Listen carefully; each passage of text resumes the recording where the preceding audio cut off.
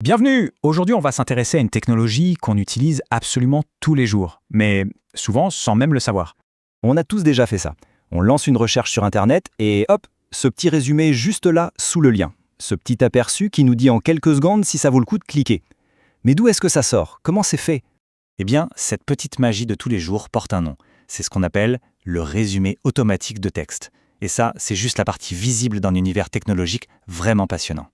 Ces petites descriptions super pratiques, on les appelle des extraits ou snippets en anglais, et elles sont le résultat direct du résumé de texte automatique. C'est notre point de départ pour explorer ce domaine. Alors, entrons dans le vif du sujet. Le résumé automatique, qu'est-ce que c'est au juste? L'objectif, au fond, il est assez simple, c'est de créer une version courte, condensée, d'un texte qui contient uniquement les informations les plus importantes, les plus pertinentes. En gros, on enlève tout le superflu pour ne garder que l'essentiel. Pour y arriver, il y a deux grandes stratégies. La première, c'est l'approche extractive. Pensez à un journaliste qui, avec son surligneur, va sélectionner les phrases les plus percutantes d'un discours. La machine fait exactement ça. Elle pioche des phrases entières directement dans le texte d'origine. La deuxième approche, c'est l'approche abstractive. Et là, c'est une autre histoire. La machine tente de se comporter comme un être humain. Elle lit, elle essaye de comprendre le sens profond du texte, et ensuite, elle génère de toutes nouvelles phrases pour en capturer l'idée centrale. Alors, il faut savoir que la méthode extractive est de très loin la plus répandue dans des systèmes comme les moteurs de recherche. Pourquoi? Tout simplement parce que l'approche abstractive, qui imite le cerveau humain, est beaucoup plus compliquée à mettre en place. Alors, pour l'instant, concentrons-nous sur la méthode extractive et voyons comment ça marche. Bon, mettons les mains dans le cambouis. Comment une machine s'y prend-elle pour fabriquer ce résumé? C'est quoi la recette?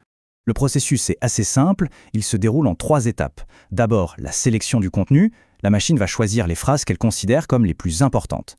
Ensuite, l'organisation, elle va les remettre dans un ordre logique pour que le texte ait un sens. Et enfin, la finalisation, un petit coup de propre pour s'assurer que les phrases s'enchaînent bien et que le tout soit agréable à lire. Et là, on arrive à la question clé. Comment est-ce qu'une machine, qui, rappelons-le, ne comprend pas un texte comme nous, peut bien décider qu'un mot ou une phrase est important? En fait, elle se base sur 2 indices principaux. Le premier, c'est assez logique, les mots qui étaient dans la recherche de départ. Si on les a tapés, c'est qu'ils sont sûrement importants. Le deuxième indice est plus statistique. La machine cherche les mots qui sont saillants, c'est-à-dire des mots qui apparaissent souvent dans ce document précis, mais qui sont plutôt rares partout ailleurs. Ça en fait des marqueurs forts du sujet du texte. Et c'est là que tout se joue. Chaque phrase du texte original va recevoir une note, un score, qui dépend du poids des mots importants qu'elle contient. Les phrases avec les meilleurs scores sont alors tout simplement sélectionnées pour former les résumés finaux. C'est une approche purement mathématique pour juger de la pertinence. Ok, on a notre recette, on a notre résumé, mais la question c'est est-ce qu'il est bon? Comment on peut bien évaluer la qualité d'un résumé qui a été généré par une machine?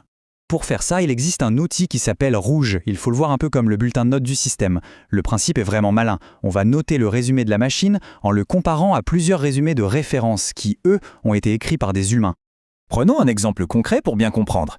Disons qu'on veut un résumé sur l'épinard d'eau. On a 3 résumés écrits par des humains et celui généré par notre système.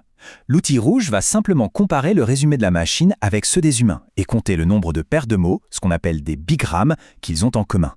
Par exemple, épinard d'eau, légumes-feuilles ou plantes tropicales sont des bigrammes partagés.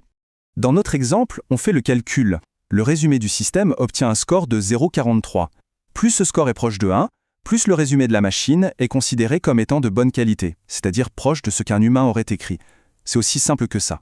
Voilà, on a vu ce que c'est, comment ça marche et comment on l'évalue. Mais maintenant, où est-ce que ça nous mène tout ça? C'est quoi la suite? Parce que ce qui est vraiment fascinant, c'est que cette technologie est partout, bien au-delà des simples résultats de recherche. Son impact est bien plus vaste qu'on ne l'imagine. Pensez-y. On utilise pour faire des plans de documents très lents, pour résumer des chaînes d'emails interminables, pour extraire automatiquement les points d'action d'une réunion, ou même pour simplifier des textes scientifiques complexes pour que plus de monde puisse les comprendre. Les applications sont vraiment en train de changer notre façon de consommer l'information. Et tout ça nous amène à une question vertigineuse pour l'avenir. À mesure que l'intelligence artificielle devient de plus en plus performante pour comprendre le langage, est-ce que la différence entre un résumé fait par une machine et un résumé fait par un humain va finir par disparaître complètement? C'est une question qui mérite qu'on y réfléchisse.